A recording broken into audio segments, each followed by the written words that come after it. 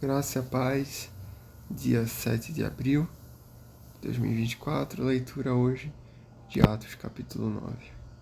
Vamos juntos para a honra e glória do Senhor. Enquanto isso, Saulo ainda respirava ameaças de morte contra os discípulos do Senhor. Dirigindo-se ao sumo sacerdote, pediu-lhe cartas para as sinagogas de Damasco, de maneira que, caso encontrasse ali homens ou mulheres que pertencessem ao caminho, pudesse levá-los presos para Jerusalém. Em sua viagem, quando se aproximava de Damasco, de repente brilhou ao seu redor uma luz vinda do céu. Ele caiu por terra e ouviu uma voz que lhe dizia: Saulo, Saulo, por que me persegue? Saulo perguntou: Quem és tu, Senhor? Ele respondeu: Eu sou Jesus, a quem você persegue. Levante-se, entre na cidade, alguém dirá o que deve fazer. Os homens que viajavam com Saulo pararam emudecidos. Ouviam a voz, mas não viam ninguém. Saulo levantou-se do chão e, abrindo os olhos, não conseguia ver nada. E os homens o levaram pela mão até Damasco. Por 3 dias ele esteve cego, não comeu nem bebeu. Em Damasco havia um discípulo chamado Ananias. O Senhor o chamou numa visão: Ananias. Eis-me aqui, Senhor, respondeu ele. O Senhor lhe disse: Vá à casa de Judas, na rua chamada Direita, e pergunte por um homem de Tarso chamado Saulo. Ele está orando. Numa visão, viu um homem chamado Ananias chegar e impor-lhe as mãos para que voltasse a ver. Respondeu Ananias: Senhor, tenho ouvido muita coisa a respeito desse homem e todo o mal que ele tem feito aos teus santos de Jerusalém. Ele chegou aqui com a autorização do chefe dos sacerdotes para prender todos que invocam teu nome. Mas o Senhor disse a Ananias: Vá, este homem é meu instrumento escolhido para levar o meu nome perante os gentios e seus reis, e perante o povo de Israel. Mostrarei a ele quanto deve sofrer pelo meu nome. Uau! Então Ananias foi, entrou na casa, pôs as mãos sobre Saulo e disse: Irmão Saulo, o Senhor Jesus lhe apareceu no caminho por onde vinha. Enviou-me para que você volte a ver e seja cheio do Espírito Santo.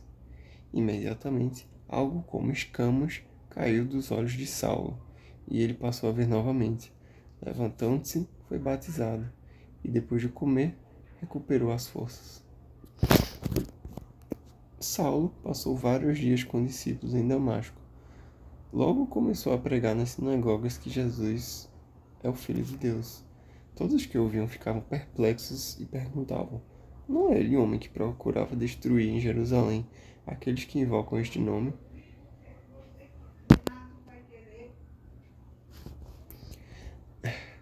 E não veio para cá justamente para levá-los presos ao chefe dos sacerdotes?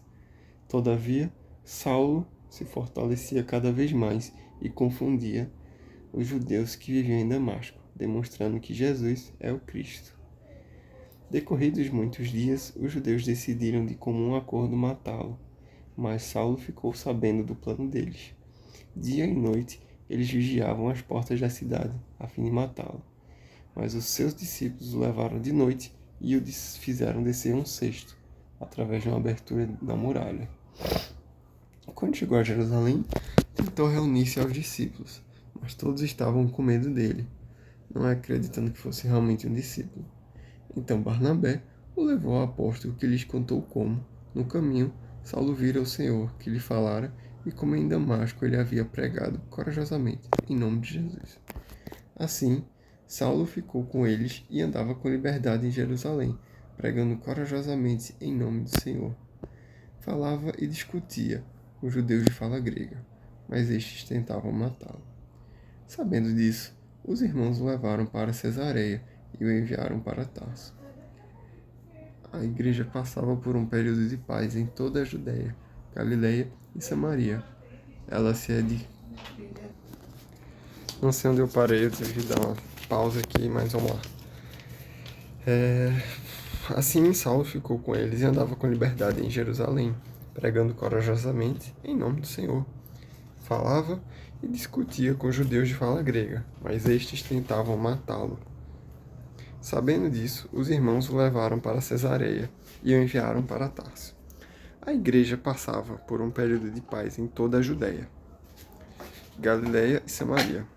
Ela se edificava. Cadê? Desculpa, tá, gente? Aqui tá pra carregar. Ela se edificava e, encorajada pelo Espírito Santo, crescia em número, vivendo no temor do Senhor. Viajando por toda parte, Pedro foi visitar os santos que viviam em Lida. Ali encontrou um paralítico chamado Enéas, que estava acamado fazia 8 anos. Disse-lhe Pedro: Enéas, Jesus Cristo vai curá-lo. Levante-se e arrume a sua cama. Ele se levantou imediatamente. Todos os que viviam em Lida e Sorona o viram e se converteram ao Senhor. Em Jope havia uma discípula chamada Tábita, que em grego é Dorcas, que se dedicava a praticar boas obras e dar esmolas. Naqueles dias ela ficou doente e morreu, e seu corpo foi levado e colocado num quarto do andar superior. Lida ficava perto de Jope, e, quando os discípulos ouviram falar que Pedro estava em Lida, mandaram-lhe 2 homens dizer-lhe: Não se demore em vir até nós. Pedro foi com eles e, quando chegou, foi levado para o quarto do andar superior.